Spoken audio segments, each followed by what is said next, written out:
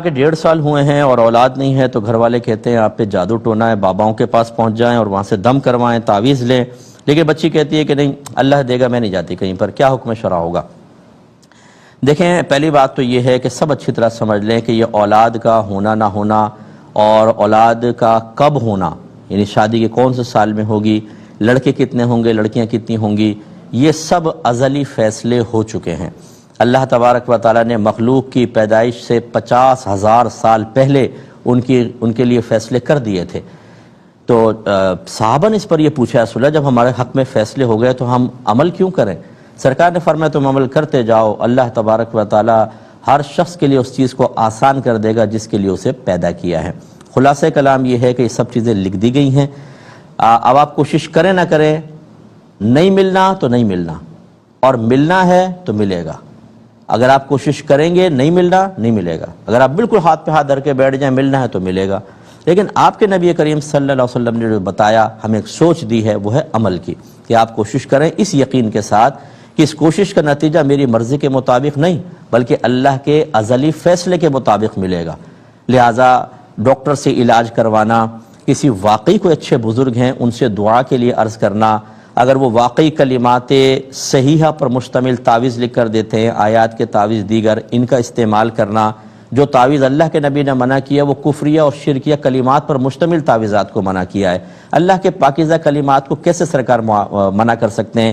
یہ بھی ایک بات بعضوں کے وہم ہوتا ہے۔ سرکار نے اس سے پوچھا گیا رسول اللہ کہ ہم دم سے علاج کر سکتے ہیں؟ فرمایا جس چیز سے تم دم کرنا چاہتے ہو اسے میرے سامنے پیش کرو، اگر وہ کلمات کفر و شرک ہوگا تو اس سے نہ کرو، اگر پاکیزہ کلمات ہے تو دم کر سکتے ہو۔ تو بیٹا یہ ایک علاج جو ہے یہ بھی سنت مبارکہ ہے، سرکار نے اپنا علاج فرمایا، چاہے وہ دیگر چیزوں کے ساتھ صحابہ کرام کے لیے دعائیں کی ہیں، ان کو وظائف بھی سرکار نے عطا فرمائے ہیں۔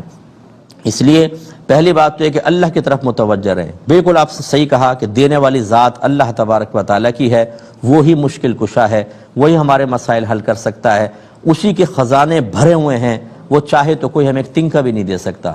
لیکن اللہ کی عادت کریمہ یہ جاری ہے کہ اللہ تعالیٰ وسائل سے عطا فرما دیتا ہے۔ دنیا کی کوئی چیز آپ کو براہ راست نہیں ملی ہوگی، جو آسمان سے گر کے ملی ہے مجھے بتائیں، میں آپ کے ہاتھ چوموں کہ آپ بڑے بزرگ ہیں۔ ہر چیز اللہ کسی وسیلے سے عطا فرماتا ہے۔ تو اللہ پر کامل یقین اور اعتماد رکھتے ہوئے وسائل اختیار کرنا بنیت سنت، اس میں کوئی حرج نہیں ہے۔ تو آپ اپنے علاج کے لیے چلے جائیں، لیکن ڈبے جعلی قسم کے عاملین کے پاس نہ جائیے گا، خراب قسم کے، اچھے بادشاہ ان سے بھی کوئی علاج کروائیں، کوئی حرج نہیں۔ ایک مختصر سا بریک لیں گے، ہمیں یقین ہے آپ ہمارے ساتھ ہی رہیں گے۔ بسم اللہ الرحمن الرحیم۔ اور اس جو ہم جواب دے رہے تھے بچی پر جادو کے سلسلے میں، اس کے آخری نقطہ جو میں بارہا آپ کو عرض کرتا ہوں کہ دیکھیں جادو حق ہے، اس کا انکار نہیں، اس کا ثبوت قرآن سے ہے، اس لیے جادو کا میں انکار نہیں کرتا ہوں۔ لیکن اس پرٹیکولر اس شخص کے اوپر جادو کرایا گیا ہے، یہ کون بتائے گا؟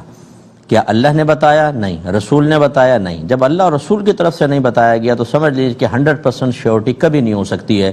کوئی کامل یقین سے نہیں بتا سکتا، یعنی یقینی طور پہ نہیں بتا سکتا کہ فلاں کو جادو ہے۔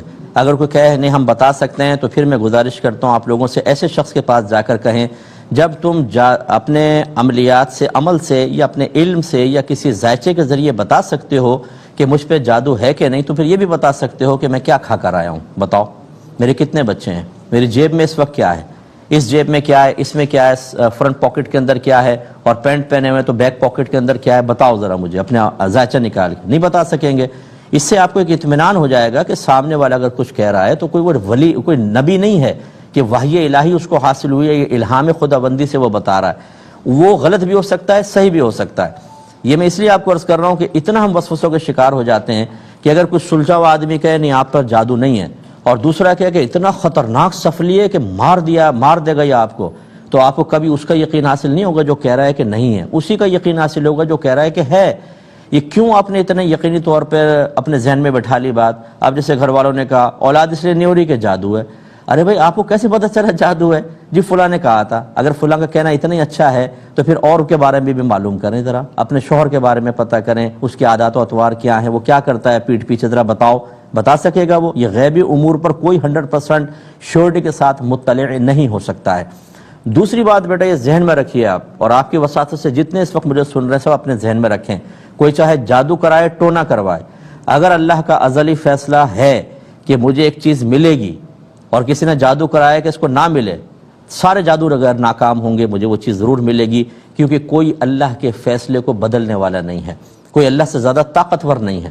اور اگر اللہ تعالیٰ چاہے کہ مجھے وہ چیز نہیں ملے گی، سارے دنیا بھر کے بابا عامل مزارات پہ جا کے منتیں مان لیں، وہ چیز مجھے نہیں ملے گی، اس لیے کہ اللہ کا فیصلہ ہے کہ نہیں ملے گی۔ یہ اعتقاد کیوں نہیں مضبوط کرتے؟ آپ کوئی کہتا ہے جی آپ پہ بندش کروا دی ہے، آپ پہ جادو کروا دیا ہے، یا آپ کا رشتہ نہیں ہو رہا ہے، کیا اس کو یہ پتہ ہے کہ اللہ تبارک و تعالیٰ رشتہ کروانا چاہتا ہے کہ نہیں؟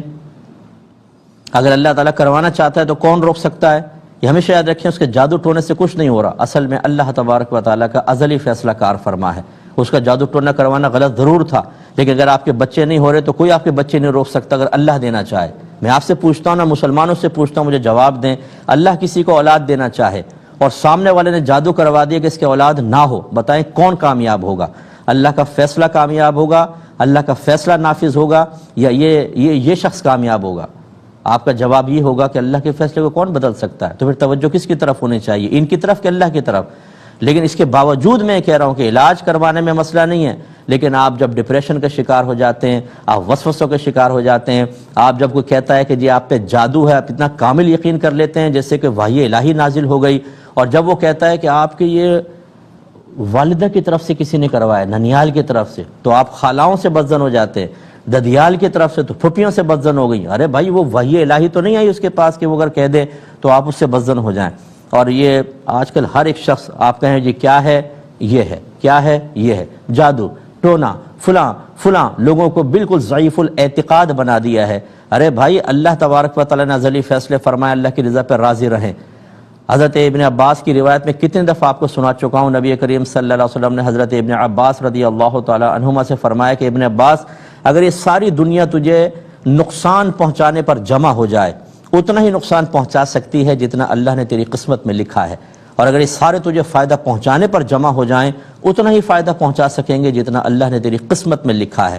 اللہ کا کرم ہے، زمانہ طالب علم سے حدیث یہاں ہے میرے، میں نہ کسی سے گھبراتا ہوں کہ یہ کر دے گا وہ کر دے گا، نہ کسی کی مسکا پالش کرتا ہوں جھوٹے اس کے لیے تعریفی کلمات کہنا کہ مجھے بینیفٹ حاصل ہو جائیں۔ جو اللہ تعالیٰ دینے کا ارادہ رکھتا ہے کوئی روک نہیں سکتا، جو نہیں دینے کا ارادہ رکھتا وہ کوئی مجھے دے نہیں سکتا، تو میں کیوں ناجائز کام کروں؟ اس لیے اعتقاد مضبوط رکھیں۔ اب آپ کسی کے پاس جا کے علاج کروائیں، کوئی مسئلہ نہیں ہے۔ اور بعض اوقات تو جادو ٹونا ہوتے ہی نہیں ہے، کہتے ہیں اپنے دھندے چلانے کے لیے جادو ہے، ٹونا ہے، اور پھر آپ سے پیسے اینٹتے رہیں گے۔ تو آپ بیٹا چلی جائیں ذرا، لیکن ریزرو رہیے گا، بہت کلوز نہ ہو۔ یہ عاملین بڑے خطرناک قسم کے ہوتے ہیں، ہمیں کوئی عمل کرنا ہے، آپ رات کو یہاں رک جائیں اور یہ ہو جائے اور وہ ہو جائے، جو جعلی قسم کے ہوتے ہیں، یہ پھر بہت الٹی سیدھی حرکتیں بھی کرتے ہیں، اس سے بھی ہوشیار رہیں۔ اللہ تعالیٰ سمجھنے کی توفیق